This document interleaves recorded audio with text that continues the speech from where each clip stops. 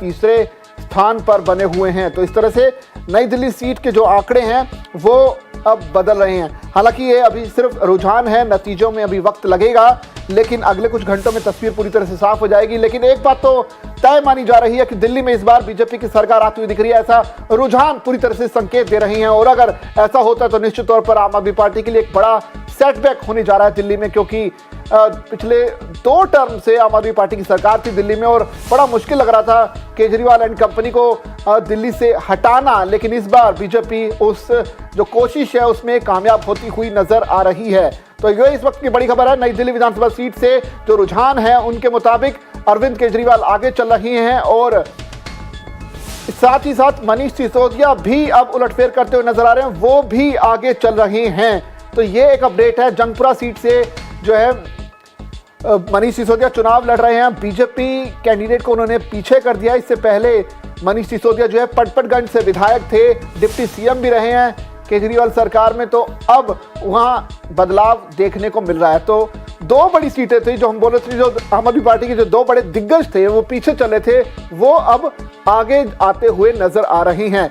यानी मनीष सिसोदिया जो अब तक पिछड़े हुए थे जंगपुरा सीट से, वो भी आगे जाते हुए दिख रहे हैं। इसके अलावा नई दिल्ली सीट से अरविंद केजरीवाल जो है वो अब आगे हो गए, उन्होंने प्रवेश वर्मा से आगे जो है बढ़त बना ली है। ये एक बदलाव है। मेरे साथ स्टूडियो में मनीष जी जुड़े हुए हैं, पॉलिटिकल एनालिस्ट है, वो बता रहे हैं कि किस तरह से ये जो तस्वीरें हैं ये बदलाव वाली देखने को मिल रही है। और अगर अब तक के रुझानों की बात की जाए तो 70 सीटों पर रुझान आ चुके हैं, जिसमें से 47 पर बीजेपी आगे चल रही है, 22 पर आम आदमी पार्टी, 1 सीट पर कांग्रेस आगे चल रही है।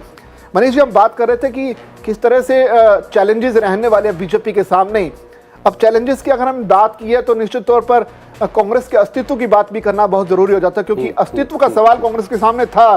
पिछली 2 टर्म में कोई भी सीट वो जीतने में कामयाब नहीं हुए। इस बार भी 1 से 2 सीटें आने की उम्मीद है। हालांकि नतीजे जब आएंगे तब तस्वीर पूरी तरह साफ हो जाएगी।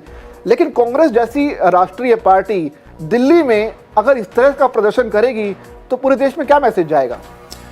देखिए, समस्या ये है कि कांग्रेस की जो टॉप लीडरशिप है वो अभी दूर का देख ही नहीं पा रही है।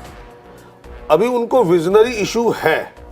उन्होंने एक अच्छा काम किया जिसकी वजह से लोकसभा में कांग्रेस का प्रदर्शन सुधरा, वो ये था कि एक अच्छा कांग्रेस का अध्यक्ष लेकर आए।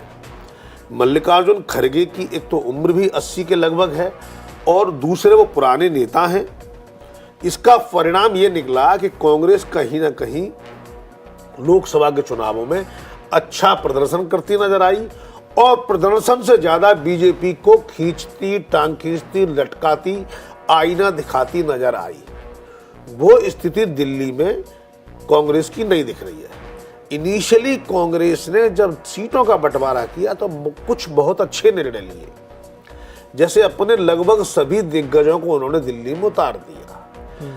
चाहे जो है ये आपके कांग्रेस के देवेंद्र यादव का उतारना हो, या आपकी अलका लांबा को उतारना हो आतिशी के सामने, या आपके संदीप दीक्षित को उतार देना जो कि शीला दीक्षित की सीट पर थे। इन तीनों नेताओं के उतरने से कहीं ना कहीं कांग्रेस में एक फीलिंग आई इस बार ये सिंसियर है। लेकिन कम से कम इस इलेक्शन और अगले इलेक्शन तक के लिए कांग्रेस का कोई भी वजूद कह पाना मुश्किल होगा।